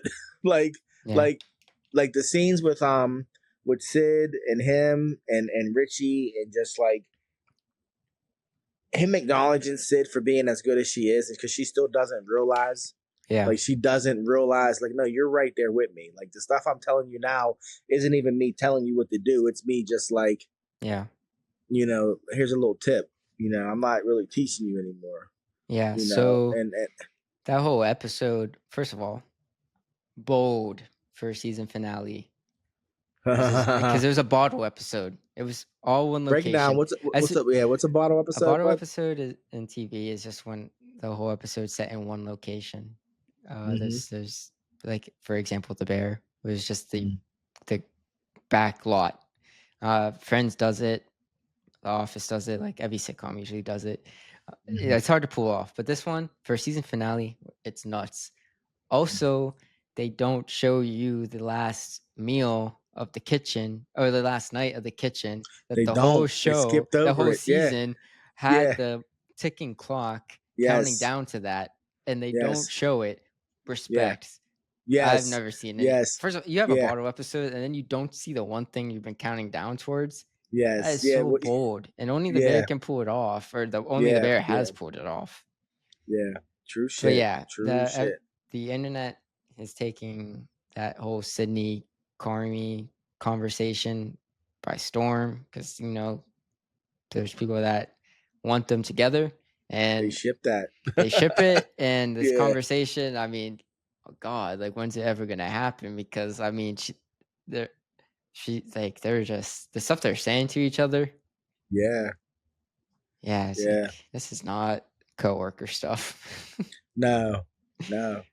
Did you see my favorite part? What part that made me laugh out loud? You know what it was when she hit the cigarette. And Richie was like, "Do you don't even smoke?" And she was like, what she said. That made me laugh too. I laughed. Like, oh my gosh. Because I had the captions on, because I can't hear shit. Me too. So I went, she really said that. I was like, that was funny. Completely out of nowhere. So funny. But that whole conversation, it was just good. It was very cathartic, because this whole season was building up to it, which a lot of people complain about season 3, because it did not give us the answers that were left hanging from season 2, but season 4 did that. So it kind of makes up for season 3, because season 3 was like that, I guess, denial or avoidance of all the stuff that was built up from the ending of season 2 and from the whole show. But season 4 was just coming to terms with it. Like, for example, Carmi and Richie's whole relationship. Yes. I mean, they couldn't even have a conversation with each other. Yeah. So they finally had it out, and we'll see where they go. But I mean, Richie they finally talked. I will end you. What are you saying which he has said before, but this was like the maddest he's ever been. Yeah, he was pissed. Yeah. I mean, like, in real talk, he did lose a brother too. So he lost a brother too. Yeah. So it was a necessary conversation, and just we had the right amount of facts. We did. It's funny because last episode we talked about. I said I like how there's less facts, and as soon as I said it, the next episode and the next episode and the next episode, we were getting more and more and more, and I was like, "Oh my God, did I jinx it myself?" But we did have the right amount. We did. Yeah, Brie Larson at the wedding was surprising. Yes, but amazing. Yes, and I was like, good. Brie Larson wants us to love her. I was like, she's like, look, I'm not a bitch. Like, watch this. Yes, because she had me dying. Her and Sugar were killing me. I know, that was good. That was very surprising. I was like, oh my God, but she was good. And then the one fact was like, when they hooked up, I was like, and they were both like, yeah, they didn't deny it. Yeah, I was like, that was funny. Yeah, it was pretty funny. That whole wedding episode is probably my favorite. Yeah, and I thought that was pretty bold to make that the longest episode of the season, like the wedding, because so much. I mean, in my head, I'm like, what's all going to happen at a wedding? Like, it's a wedding. But then you watch the episode, and I'm like, wow. Well, you've lived through weddings. Yeah. I have. What do you mean? I have, but I just thought it was going to be a wedding. I really did. Yeah. But I didn't realize that they were going to have so much happen at the wedding. I really never thought that in a million years. Like, I mean, Richie came to terms with, like, the new husband. Even when Richie danced with his ex, That was so Oh, heartbreaking because he was like, because yes. she was feeling it. I felt like she was Yes. feeling it when she was dancing with him. Like, fuck, Well, like, that was like layered almost to. like a why couldn't you get your shit together before type Mhm. shit. Like, I was like, Mhm. dang, That was a whole layered thing because she's like her yeah, family's not even there, and like she was with the divorce, she yeah. was worried about losing her newfound family, Mm-hmm. but they're the ones that they're there. I think that was just like a Then all I'm looking at the coming. little girl, and I'm like, where'd they find this kid at? She looks like Richie and Just her. yes, I was like, that looks like their kid. Like, what? Where did this yeah, girl come from? that was Like, I crazy. was so I was thinking confused. that too. I was like, okay, Yeah, that was but nuts. I really liked the wedding episode though because it as soon as before you even starting it, you're expecting chaos because the last time mm-hmm, you saw all these characters together was the mm-hmm. Christmas episode The with the seven Christmas episode, fishes, which is one of the most yeah, stressful episodes in all of TV. mm-hmm. So you read the premise, you're like, oh, the wedding. All these characters Yeah, are back together. It's gonna mm-hmm. be terrible. But it's the Well, complete opposite. It was yeah, it's nothing but beautiful. happy vibes. Yeah, remember because even they were predicting it early in the episode Yeah. that something was going to pop off. Mm-hmm. You know, even when remember when Carmi's mom showed up and the one cousin Yes. saw her and she was like, "Fuck." Mm-hmm. I was like, "Yep," but it all Mm-hmm. played out good and happy. It You know, subverted our expectations in a good way. imagine that in a They good weren't just way. doing it just to do it. Yeah, I was what was I going to say? Something about Sid because I love Talking Sid's to the growth in mom? this season. Talking to the mom? Yeah, well, that was cool. That was cool. Oh. But it was something else. It'll come to me. I don't know. It'll come to me. But I loved Yeah, it. I loved it all. her growth was really, Yeah. really big. And even like how they played out with her giving an answer Yeah. to Shapiro. Yeah. They did it realistic. Like Yeah. you Like, would look. Yeah. jump back and forth Yeah. Yeah. in real life and you would hesitate and you would wait and I mean I thought it was pretty dope that Carmi never said anything even after he found out. He just waited to see what she was going to do. Yeah. You know, and then he told her when she was giving me shit. He was like, "I already know. He's like, I've known Shapiro for a long time. Which is true. Yeah. I know. And I'm seeing a lot of stuff online about why Shapiro is actually not this good guy. Oh, he's not. Oh yeah, he's not. But like, I mean, there's a lot of red flags, like the fact that none of the staff's coming to his new restaurant after working with him that he's opening. Yeah. And I guess he just does a lot of microaggressions towards Sid. Mm-hmm. Which which is interesting. Once you like look back on it, you're like, oh yeah, he did say that or he did do this. Yeah. So yeah, it's interesting. And you know, of course the switch up when she said no to him. Mm-hmm. Yeah. Yeah. Yeah. But Like he was trying to offer her the world. Yeah. Everything under the sun. She still said no. Mm-hmm. Yeah. But I like how I like Richie. He was on a different. I like Richie and the girl. I love that vibe they have. Oh yeah, that's gonna. Yeah, I can't wait for that to happen. I can't wait for that to happen. The tension's real for that one. What's that? The tension is real for that one. Oh yeah. When she fixed this thing, and then like the next time he fixed her, I was like, boy. Whew. Yeah. But Richie's so clueless, he probably doesn't realize it. He's too busy reading quotes and shit. He's like, I could be a fucking ninja. Like, yeah. It's like so obvious I could be a fucking ninja. I'm like Richie. But yeah, I thought the season was great. I mean, they got renewed for a 5th season finally. Because that was up in the air, but they announced it the other day, and I was like, yeah, thank you. You know. We'll see when it comes out, because I didn't know season 3 and 4 were filmed together. Yeah. I just found that out. Yeah. So we knew we were going to have this, but now season 5 is like, what the fuck are we going to do now? Because they've all blown up. But that's the thing. That's going to be what's tough. This will be the last one, and I'm not saying it should be. I'm saying it's going to be the last one. I mean, yeah, it's going in that direction now. Like, Carmen's leaving. He's leaving, and like the shows him coming to terms. Yeah. He's the bear. With his loss. Yeah. The bear's the restaurant, but the bear is also him. Mm-hmm. So yeah. Yeah, it was a good season. I liked it better than season 3. I did like season 3, but I just enjoyed. Yeah. What they actually. It wasn't just a character study. It actually. Yeah. did. I love other seeing stuff. Abram and that little crew of misfits that he has. They're going to be the ones that save the restaurant. Clearly. Yeah, Like they're going it's to like open the 3 other locations. Yeah, they're going to be the ones that like allow him to do fine dining because they can just like bank on the sandwiches crushing. Yes. That's clearly what's going to happen. Yeah, but it was like that's so cool. He was like, "I'll create opportunity," and he even went back to. He was like, "They sent me to school. I couldn't do it, but I wanted to still be a part of it." And I was like, "Yeah, that's life's like that sometimes, you know." And the dude was like, "You're the computer," and he's like, "What's your name?" He's like, "You don't have a nickname?" He's like, "Yeah." You're not gonna tell me? He was like, "No." He's like, "I respect that." I was like, "These two guys are like perfect together." But he's like, "Oh yeah." He said, "I'm the computer." He's like, "That's an interesting first name." Yeah, He's like, "It's a nickname. You don't have a nickname?" He said, "I do." That was funny. Yeah, it was great. That was great.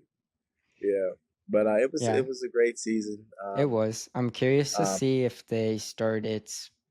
I honestly think they're going to start season 5 with the time skip.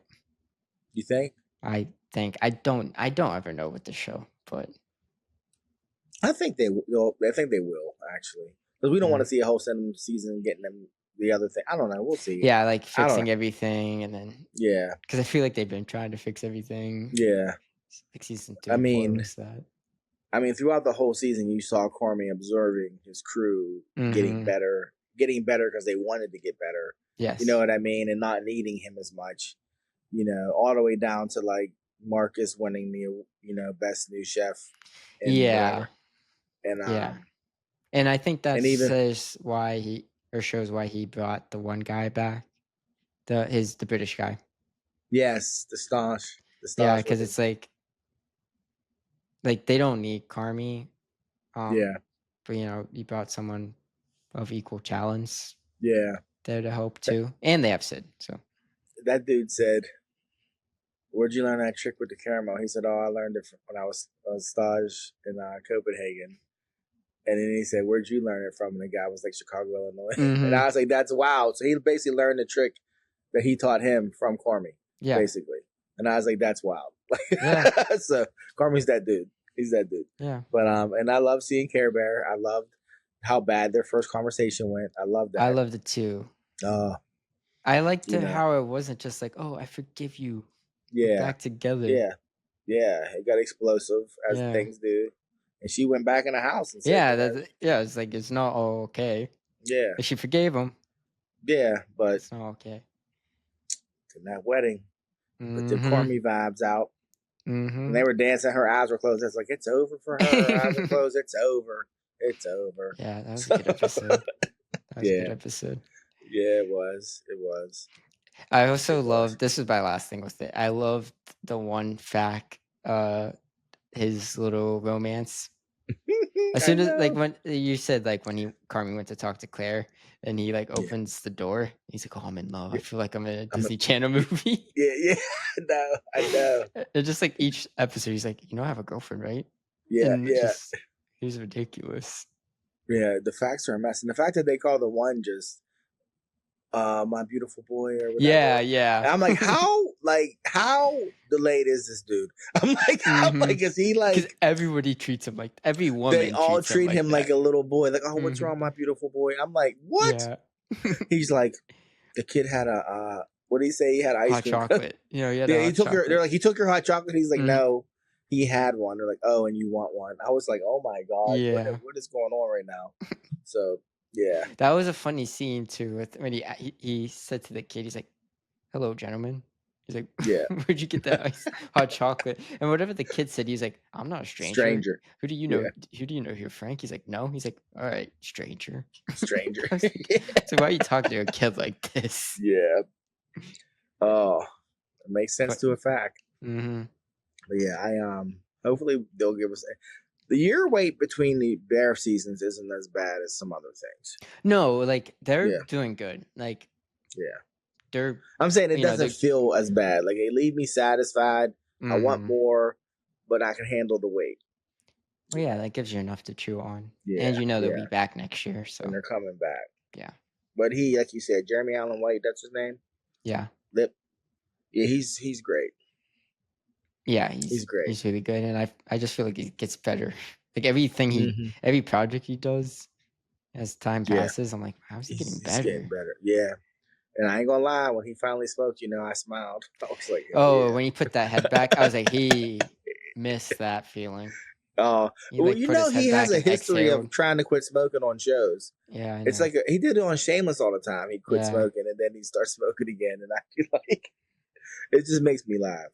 But yeah, he wanted that cigarette, and that was like that was the breaking moment. Like, I'm smoking, fuck the bullshit. Like, yeah, lip. Well, not lip, but Carmi. Yep, good shit. Yeah, good show. And the mystery will be answered next season of who their father is. Is he alive? And if he's not alive, where the hell is this man? Yeah. Keep your eyes open, people, for interesting casting on the Bear season 5, because it's going to be in there somewhere. Yeah, I don't know. I want to say he's dead.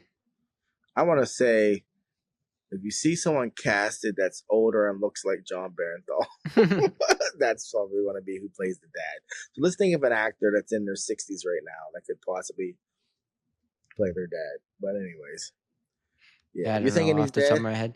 I think he's dead. I think he. Yeah, I'm gonna say he had some mental illness. I'm thinking he is dead, but before he died, he abandoned them. True. That's what I think. Okay. Yeah, I So think he there was abandoned them, and never. I want to say he took his own life. Yes. I want to. Yeah. Yes. I think you're right. Because when his mother said they were fighting as soon as he got off the plane, Yeah. I was like, huh, that says a lot. That Yeah. says a lot. Like, he seems like he was very volatile. Yeah. Yeah. So we'll see. And it was like we said last week, it was great seeing Mikey. Amazing that it was just only the first I season, know. first episode. They did that on purpose too. They were like, boom, and I was like, oh, it's Mikey. I was like, oh no. They do that on purpose. They're like, you're gonna get either a scene or an episode of him, but that's it. You're not gonna see him. That's how you get. You only get. They figured that out. Like, they must have figured it out season 1 after everybody geeked. Yeah. Somebody was probably like, we should do like the Stifler thing where it gets more and more, and somebody was like, no, nope, let's just keep it like just like this, and they'll always be happy to see him, and I'm always happy to see that fool. Definition of haunting the narrative. Yes. Yep. Well, that was the Bear season 4, people. If you don't know, now you know. Yeah. To end this episode, you want to do our Spielberg rankings real quick? Yeah. Let's bang those out. Okay. You know him, people. You love him. Steven Spielberg. Like I said earlier, with the release of Jurassic World, I thought it'd be fun to rank Spielberg's movies since he started it all with Jurassic Park. He has a career spanning over 5 decades. He is the highest grossing director of all time, and that's not adjusted for inflation. So just keep in mind, like if it was, I mean, it'd be skyrocketing those numbers. Yeah. But yeah, to kickstart us off, he has 34 films, I'm pretty sure. You want to start? That he directed? Yeah. That he directed. You can do an honorable mention or 2. Oh no, I have 5. You have 5? I have 5. Okay. We'll probably debate the order of them, but start from 5 to 1. I'm gonna start off with The Color Purple. That's my number 5. All right. There's, I don't want to say it's controversy, but people say he said he wouldn't direct that film now because there are more directors of color that could tell the story, and that is true. But it doesn't take away from the fact that he made an amazing movie, told a great story about a subject that I'm sure was very foreign to him. He made a classic film, not just for Black culture, but I think for just culture in general. Color Purple is an amazing film, and Steven Spielberg made that movie in '86 or something crazy, and it's beautiful and it's moving, and what it did for the culture was just bananas. So, yeah, dope Black film that happened to be made by Steven Spielberg. So, that's my number 5. Nice. My number 4. Oh, don't slap me. Is Schindler's List. Okay. Schindler's List is dope. I've probably watched it twice. That's fair. Yeah, it ain't easy. It's not easy to watch. No. Your grandmother loves it. I know 2 people who walked out of it because they thought it was boring. I know 2 people that Don't walked out name of it those thought it was people. boring. You're I'm not about to say their terrible names. people. Yeah, they were like, this movie was so boring. You're And terrible. they were like, but what's funny is when they were telling a story about the boring movie that they were forced to go see, then somebody said, what was it called? And they were like, Schindler's List. And we were like, you walked out of Schindler's List because you were bored? Like, it was like, what is wrong with you? But anyways, Schindler's List is Schindler's List. It's an all-time classic. Yeah. I mean, I think that got him the Best Picture finally, right? Was Best Schindler's Picture, List. Best Director. Best Director, yes. I mean, both, but yeah. Yeah. But the one he'd been waiting for, the one he hadn't had yet. So, third, dun dun dun dun dun dun dun dun dun dun. Jaws. I know what Yeah. you're trying to do. Dun. Anyways, Jaws, because it was the original blockbuster. Period. In the story, Yeah. it was Jaws. Mhm. It's your aunt's favorite movie. And it's fucking Jaws. And the movie's so brilliant because of a mistake that was made halfway through or right in the beginning of the filming, and it changed the whole way the movie was going to be made. And you can call it genius, you can call it luck, you can call it Jack Sparrow, whatever. That movie ended up being amazing because there wasn't a lot of shark in it, and it was called Jaws. So he invented the blockbuster, and so yeah, argue if you want. Number I 2, respect it. Saving Private Ryan. Perhaps Wow. the greatest war movie ever made. And I'm not a war movie guy, but Saving Private Ryan, I will watch that every time it is on. Like, it is, I mean, from start to finish. Yeah. When I hear that Am I a Good Man thing in my head more often than you think, bud. Like, am I a good man? Tell me I'm a good man. And I'm like, Jesus. So, yeah, Saving Private Ryan, just little things about it. And the people that are in it before they were anybody, and just Tom Hanks just being Tom Hanks. Yeah. And you already know number 1, so you can start your list now. So everybody knows number 1 is. I mean, you want me to say it? Let me say his name then? It's E.T., right? That's right, the extraterrestrial. Man, I don't got nothing else to say. Nothing else to say. Nah, you ain't beating. E.T. is E.T., period. End of story. Yeah. Man, it's probably perfection. I'm surprised by the order. I'm not surprised about what you picked. I'm surprised about the order. Yeah. I'm surprised you put Saving Private Ryan as number 2. I'm not gonna lie. That was really big. Really? It was I thought that'd be lower. It was that or Jaws, but the only reason I like Jaws a lot, obviously, but I respect it for what it did, but yeah.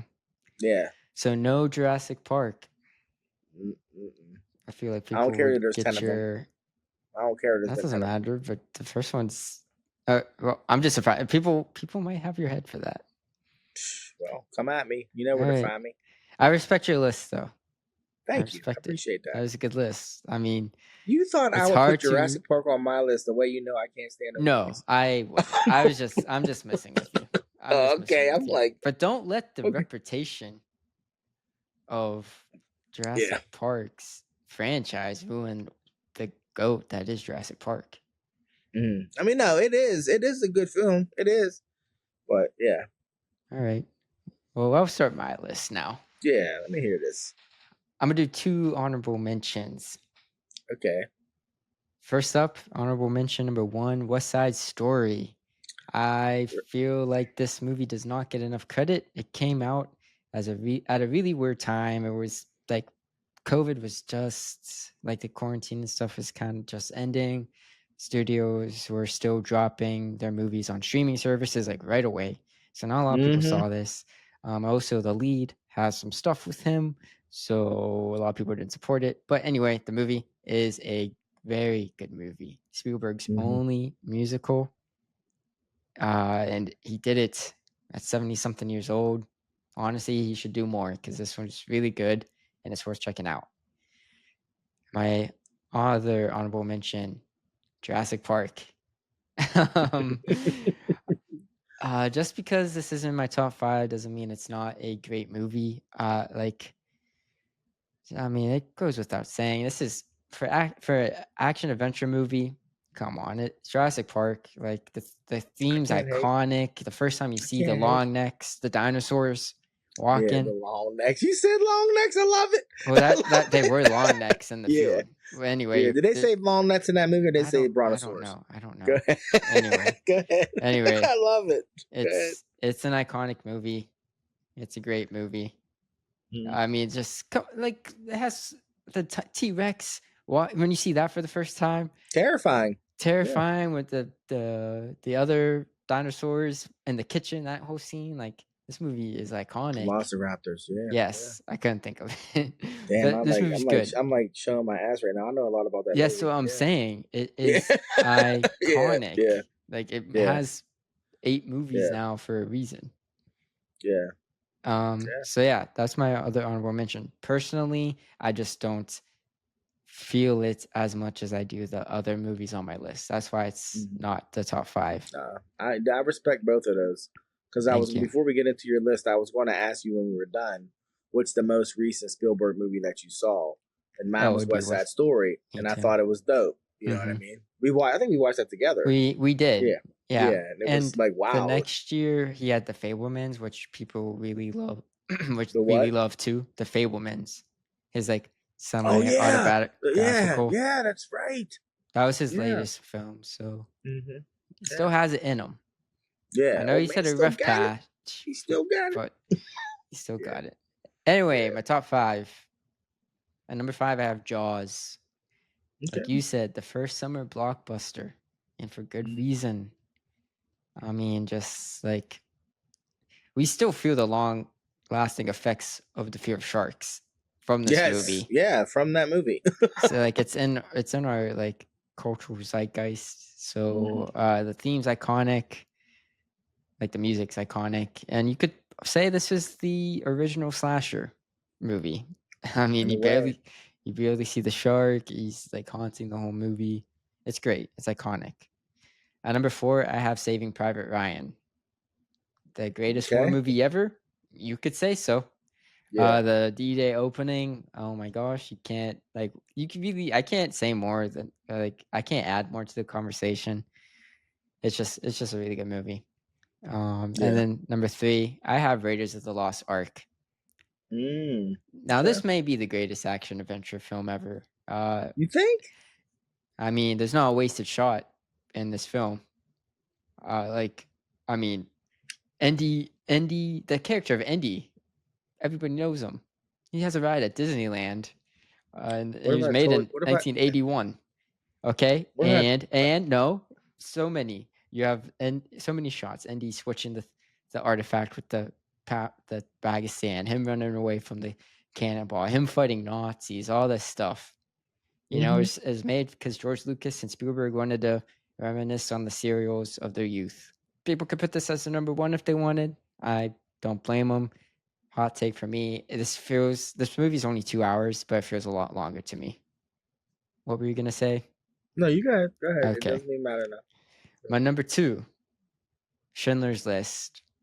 Spielberg's magnum opus. It's a tragic movie. It's his most emotional movie. This is a movie that you can only watch once just because it's so sad. But it's a story worth telling that needed to be told. And yeah, won him his first Best Director nomination, long time coming, and for good reason. And a movie of this this subject matter so gross, like nearly $400 million. Like who else could do that? Spielberg. Yeah, he made everybody want to go see it. Yeah. And then number 1, same as you, E.T. It's my personal favorite. Yeah. I mean, we were talking about the poll earlier. I wanted to wait. Some people may call it simple. Some people may call it cheesy. But I think that's only because we still feel the influence of this movie today. Like, whenever there's a movie or a TV show that features kids on an adventure, like a mystery adventure, they try to capture the vibe of E.T. E.T., yeah. Stranger Things, Goonies, you name it. Anytime. Super 8. Anytime there is a movie that's a group of kids going on a fun, whimsical adventure, it is Mhm. because of E.T. Mm-hmm. So Mm-hmm. maybe that's why people just don't appreciate it as much anymore. But you gotta Yeah. give it its props. Like, and to show you, like, as a kid, I didn't like this movie. I was scared of Scared E.T. you? I was gonna say I it was scared scared you. of Yeah. E.T. and I just Yeah. didn't like the Yeah. movie. I rewatched it when I'm older. I loved it. I Yeah. was like, this Yeah. is so good. There's just so much to it that's good. So much Yeah. to it that works. Yeah. E.T. and Elliot riding across Yep. the moon. I mean, I so One of the most iconic. iconic shots. Yeah. It's the logo for Yeah. Spielberg's Yeah. studio for For a Amblin. reason. Yeah. Yeah. He So said, Mom, we're sick. And I was like, when she found him in E.T., I was like, in oh, that oh. bathroom. Yeah, they're Yeah. messed up. Are there so many scenes in E.T., like when the plant dies, when it comes back to life? Oh yeah, just it's like I mean, it's a very the well finger, crafted movie. the fingers touching. Yeah. Mm. It's Yeah, E.T.'s the good. truth. It's the truth. I like your list.